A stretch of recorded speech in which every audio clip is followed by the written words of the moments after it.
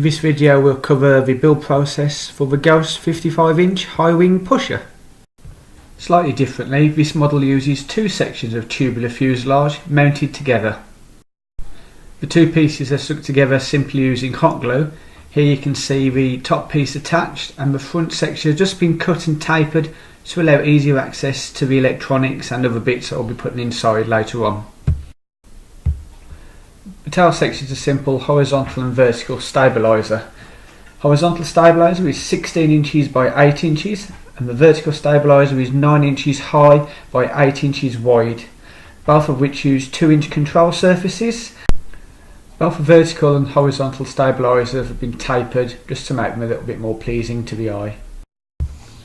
The nice thing about a box section fuselage is you've got quite a bit of surface area which to mount the tail section, makes it very stable. Here you can see I've cut and swept the rear of the tail section up towards the tail itself. This is partly for aesthetics and again partly to allow easy access to any electronics underneath. Any weight saving? Minimal really. And here you can see how cutting away that rear section allowed easy placement for the servos and also easy access to them later on if I needed to make any more adjustments. Here you can see the elevator servo mounted into that cutaway section of the rear fuselage and the rudder elevator next to it with an additional cutaway section, allowing the rudder control horn and linkage to have a much neater appearance and more aerodynamic finish.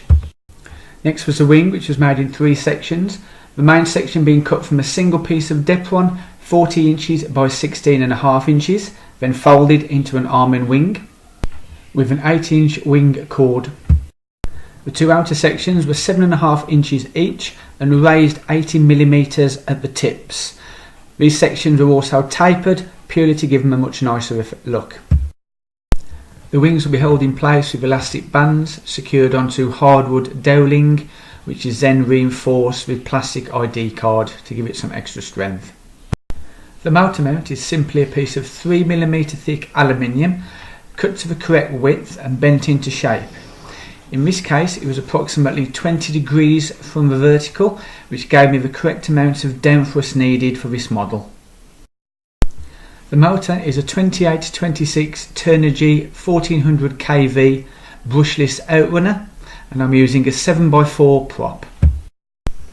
The battery sits in a removable nose cone. The nose cone is held in place with Velcro fasteners.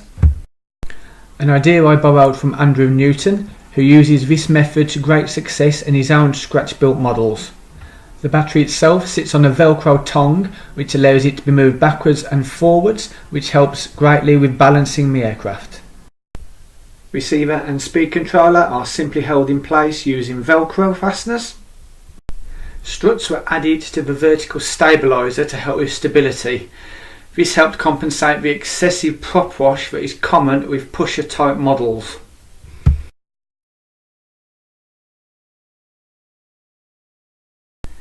Overall specs are as follows. It's a simple rudder elevator controls utilising a polyhedral wing.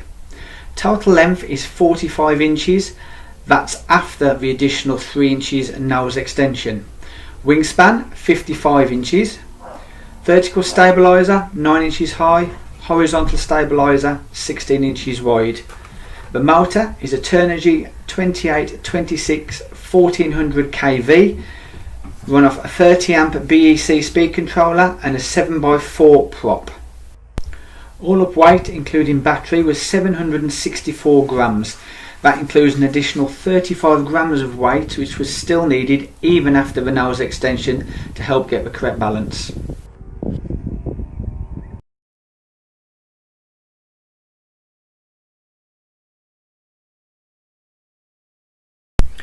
Thanks for watching.